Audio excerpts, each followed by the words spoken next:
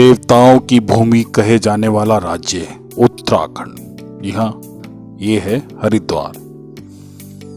ये जो आप देख रहे हैं ये हरिद्वार रेलवे स्टेशन मार्ग है, जहां से यात्री हर की पौड़ी की तरफ जा रहा है।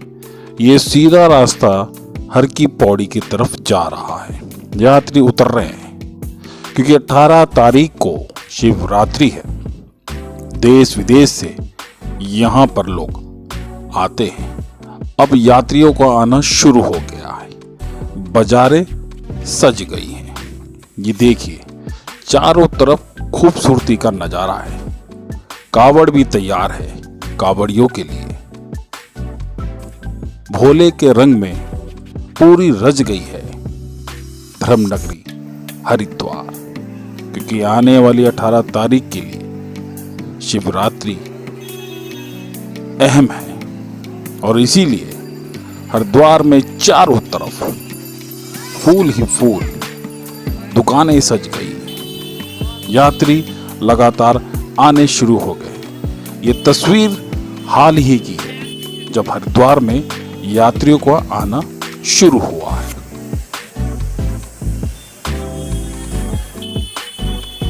अभी फिलहाल हरिद्वार में इतनी भीड़ तो नहीं है, पर जैसे जैसे यात्री आ रहे हैं उससे अनुमान लगाया जा रहा है कि लाखों की संख्या में यात्री आने वाले हैं और प्रशासन भी सख्त है। यह है मां मनसा देवी का रोपवे का रास्ता।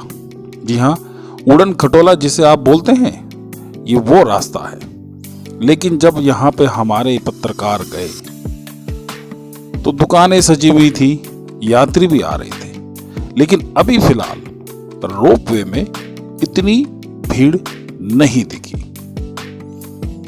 यात्री आ रहे थे, आराम से जा रहे थे। व्यवस्था भी पूरी दुरुस्त थी। प्रसाद लिए हुए बाहर लोग खड़े थे। ये नजारा है, देखिए।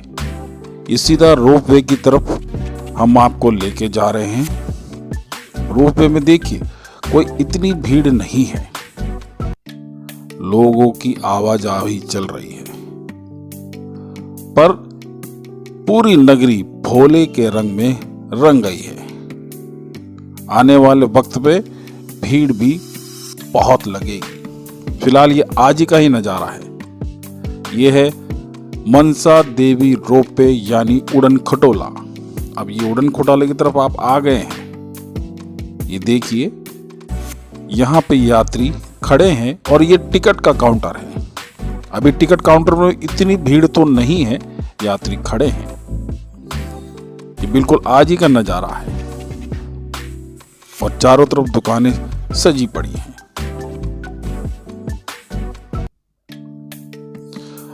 अब अगला हम आपको लेके जा रहे हैं मनसा देवी पैदल मार्ग। यहाँ भीड़ देखने को मिली है। यहाँ भीड़ खचाखच भरी हुई थी यात्रियों से। ये मनसा देवी पैदल मार्ग का रास्ता है और आप भीड़ देख सकते हैं। यहाँ पे भीड़ इस सीधा ऊपर की तरफ पैदल का रास्ता जाता है, जहाँ पांव रखने के लिए अभी जगह नहीं है।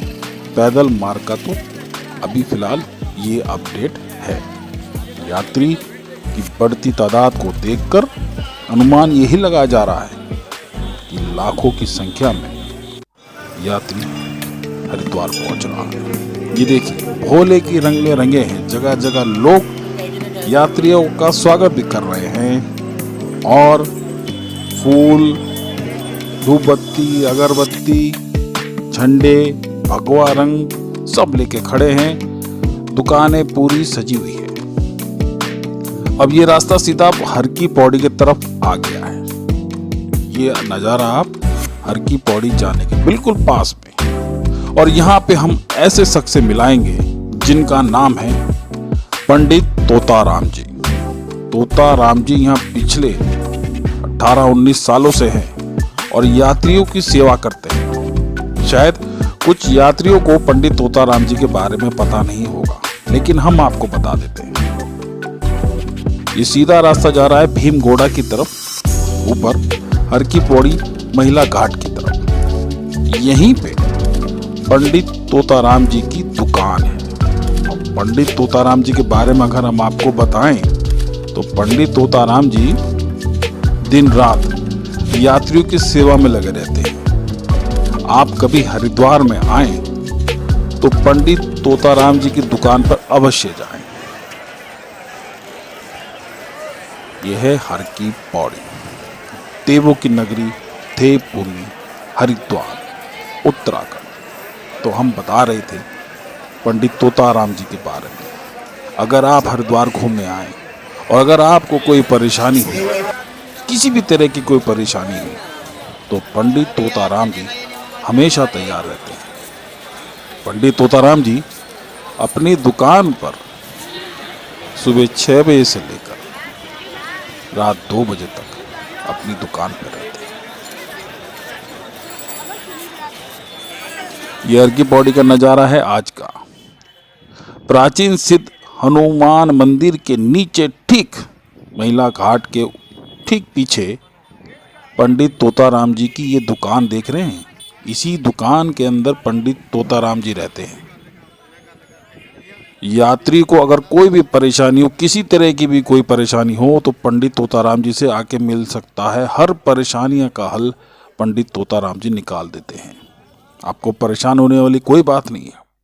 ये है पंडित तोताराम जी, जिनके बारे में आप अभी सुनेंगे।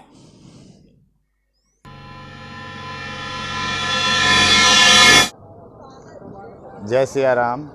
मैं हरिद्वार हर की पौड़ी से पंडित तोताराम, आप सभी का हरिद्वार देवभूमि में हार्दिक अभिनंदन, स्वागत है।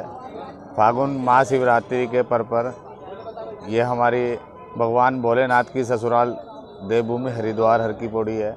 यहाँ पे बहुत से कांवड़िए आते हैं जो भगवान शिव के विवाह के रूप में शामिल होते हैं उनके।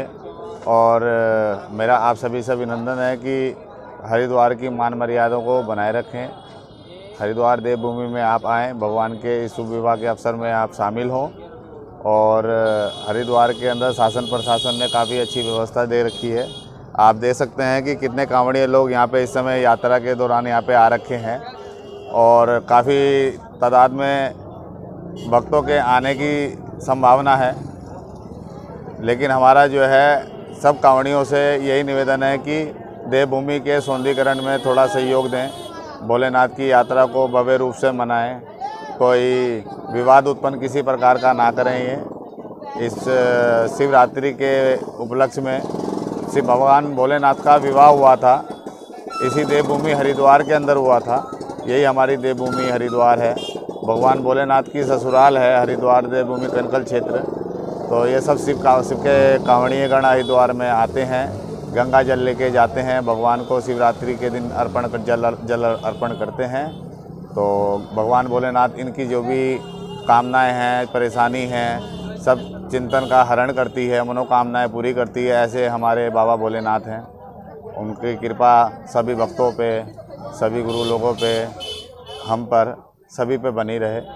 ऐसी अभिलाषा हम भगवान भोलेनाथ से करते हैं और हमेशा सदैव उनकी कृपा जो है अपने भक्तों पे बनी रहती है। जो उनकी शरण में उनकी सेवा का भजन करता है, उनको विशेष प्रताप भगवान भोलेनाथ की कृपा से प्राप्त होता है।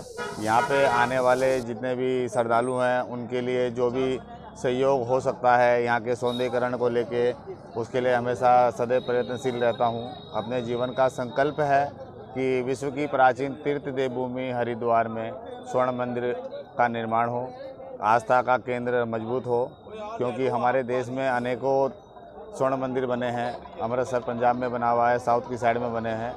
तो उसके लिए हम सदैव हर की पौड़ी के सौंदर्यीकरण के लिए कार्य करते हैं। और वर्तमान समय के अंदर हम जो है महाशिवरात्रि जो ये कांवड़ियाँ चल रहे हैं, ये हमारा देवभूमि हरिद्वार है, बाबा भोलेनाथ की ससुराल है। ये कांवड़ियाँ की जो यात्रा होती है, सभी भक्त लोग यहाँ पे आते हैं, बाबा भोलेनाथ की विवाह में शामिल होते हैं ये गण। और शिवरात्रि के पर्व पर बाबा भोलेनाथ को जल अभिषेक करते हैं। बाबा भोलेनाथ अपने भक्तों की मनोकामनाएं पूरी करते हैं, उनको दुखों का हरण करते हैं। और जो बाबा भोलेनाथ का शरण में जाते हैं, भोलेनाथ उनका कल्याण करते हैं। जय सिया राम। आप मौके पे पहुँचे हुए हैं, ये देवभूमि हरिद्वार हर की पौड़ी क्षेत्र है। ये सामने गंगा मैया का ये देखिए सुंदर नज़ारा है। ये और देवभूमि हरिद्वार जो है कांवड़ियों के स्वागत के लिए देखो सज चुकी है। ये बहुत से कांवड़िए जो हैं ये कांवड़ लेके जा रहे हैं भोले बाबा को मनाने के लिए, भोलेनाथ की विवाह में शामिल होने के लिए। ये भोलेनाथ की कांवड़ियाँ होती है कि जो श्रद्धालु आते हैं इन कांवड़ में जल को लेके जाते हैं, अपनी आस्था से सजाते हैं इनको। ये देखिए देवभूमि पूरी जो है भगवा में रंग में सजी हुई है कि नाना प्रकार के तिरंगे झंडे हैं यहाँ पे, भगवान के भगवा झंडे हैं, हनुमान जी के झंडे हैं। ये देखिए देवभूमि हरिद्वार में पूरी मार्केट सजी हुई है सभी कांवड़ियों के स्वागत के लिए, उनके वेलकम के लिए। ये देवभूमि सजी हुई है भगवा रंग से। तो आप सभी को देवभूमि में अगर आप आ रहे हैं हरिद्वार के अंदर, चोरी उठाईगिरी कुछ बाहर से आने वाले तत्व जो हैं हरिद्वार के तत्वों को बदनाम करते हैं। तो जो भी श्रद्धालु देवभूमि में आने वाले हैं वो अपने रुपये, पैसे, बैग, पर्स इत्यादि चीज़ों का ध्यान रखें। देव स्नान करते समय अपने साथ में आए हुए लोगों को अपने कपड़े लत्ते, कीमती सामान का जिम्मेदारी रखें। ये सामने अपनी दूसरी दुकान है, ये प्रसाद की दुकान है। कांवड़ियों के सजावट के सामान, गंगा जल का प्रसाद हो गया, धूपबत्ती हो गई, जल के पात्र हो गए, यहाँ पे सब चीज़ों का मिलता है। और किसी भी प्रकार की किसी भक्त को कोई तकलीफ़ हो, परेशानी हो तो वो मेन हर की पौड़ी पे महिला घाट से ऊपर हनुमान मंदिर के पास आकर अपनी समस्या यहाँ बता सकते हैं। कांवड़ियों का कोई भी सामान हो गया, पूजा अर्चना का सामान हो गया, वो यहाँ पे आके ले सकते हैं। किसी को गंगा जल की आवश्यकता हो घर के अंदर, हम वो सुविधा भी उनको प्राप्त कराते हैं। किसी को गंगा जल की आवश्यकता हो तो वो भी हमें सूचित कर सकता है। ये सामने देखिए मेन गंगा जी है। कितने कांवड़िए लोग ये यात्रा पे दर्शन के लिए पहुँचे हैं। ये देखिए कांवड़ी जल भर रहे हैं, बम बम की जयकारा है, भगवा में रंग में रंगी हुई है। अपनी हर की पौड़ी देवभूमि है, यही अपनी कुंभ की भूमि है जहाँ पे कुंभ का मेला होता है, अर्ध कुंभ मेला होता है। लेकिन वर्तमान समय में ये सब कांवड़िए भगवान भोलेनाथ के विवाह के अवसर पे आपके सामने ये आए हुए हैं। ये सब गंगा जल लेके अपने अपने धाम को, भोलेनाथ के धाम को, नीलकंठ धाम, दक्ष मंदिर, स्थानीय लोग भी यहाँ पे कांवड़ियों में शिवरात्रि के जल चढ़ाने के लिए जाते हैं। शिवरात्रि हमारे भोले बाबा का विवाह उत्सव के रूप में मनाया जाता है। और सभी कांवड़ियों से निवेदन है कि देवभूमि के सौंदर्यीकरण में सहयोग करें, देवभूमि के विकास में सहयोग करें। और देवभूमि हमारी विश्व की प्राचीन तीर्थ भूमि है। इस देवभूमि में स्वर्ण मंदिर का निर्माण करना आवश्यक है, आस्था का केंद्र है और हमारा जीवन इस चीज़ को लेकर संकल्पित है। ये हमारे भोले बाबा भोलेनाथ का मंदिर है ये, जिसमें बाबा भोलेनाथ, माता गौरा विराजमान हैं। सामने अपना ब्रह्म कुंड स्थित है। ये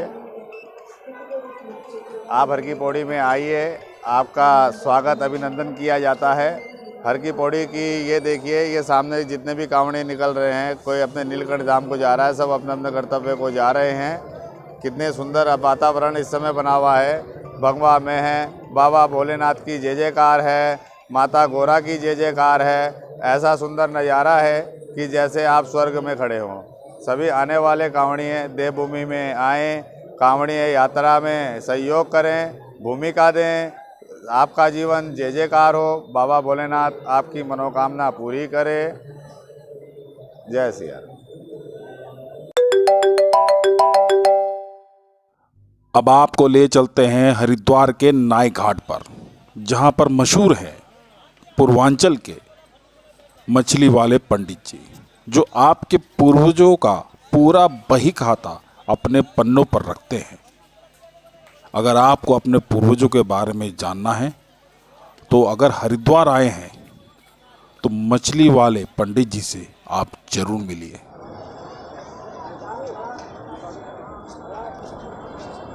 ये स्थान हरिद्वार में नाई घाट हर की पौड़ी के स्थान पे है और जयराम सीताराम फर्म के नाम से मछली वाले पंडा ये है।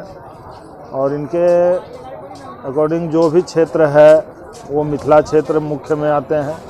वैसे मगध क्षेत्र भी है, भोजपुर क्षेत्र भी है, इनके पास पंजाब भी है और उत्तराखंड में उधम सिंह नगर में भी है। तो इन सब इलाकों के यहाँ पे तीर्थ पुरोहित हैं और इनके यहाँ जो भी यजमान आते हैं, यजमान उनका पूजा पाठ, उनका रिकॉर्ड, वंशावली रिकॉर्ड वगैरह रखते हैं। जैसे में कि हमारे यहाँ दरभंगा, मधुबनी, समस्तीपुर, मुजफ्फरपुर, सीतामढ़ी, भागलपुर, पूर्णिया, किशनगंज, अररिया में, और इधर वेस्ट में आ जाइए, वेस्ट बिहार में छपरा, सारण, सिवान, आरा, भोजपुर, रोहतास, फिर मध्य में इधर गया, नवादा, नालंदा, पटना, ये सब इलाके जो है, मुंगेर, लखीसराय, शेखपुरा, ये सब इलाके इनके यहाँ हैं बिहार में। और इस तरीके से एक वंशावली रिकॉर्ड आदिकाल से चलते आ रहा है। आदिकाल से तो नहीं कहें, लेकिन जब से यहाँ पे गंगा तीर्थ पे सभ्यता के विकास हुई और लोग यहाँ पे, पंडा लोग, पुरोहित लोग यहाँ पे रहना शुरू किए, तो उनका एक रिकॉर्ड रखते हैं कि कौन से जजमान कब आए, कैसे आए, किस कार्य के लिए आए, किस पूजा के निमित्त आए यहाँ पे, और उनका वो रिकॉर्ड रखा जाता है, जो कि उनके पूरे परिवार का डाटा होता है। जब से कागज़ इसके चली तब से वो रिकॉर्ड सुरक्षित है। पहले भोजपत्र में होते थे, ताम्रपत्र में होते थे, वो सब तो आदिकाल की रिकॉर्ड पद्धतियाँ तो अब थोड़ी बहुत कहीं कहीं अदा कदा बची हुई है, लेकिन कम से कम 250-300 साल पुराने रिकॉर्ड हैं जो कि कागज़ पर लिखे हुए हैं।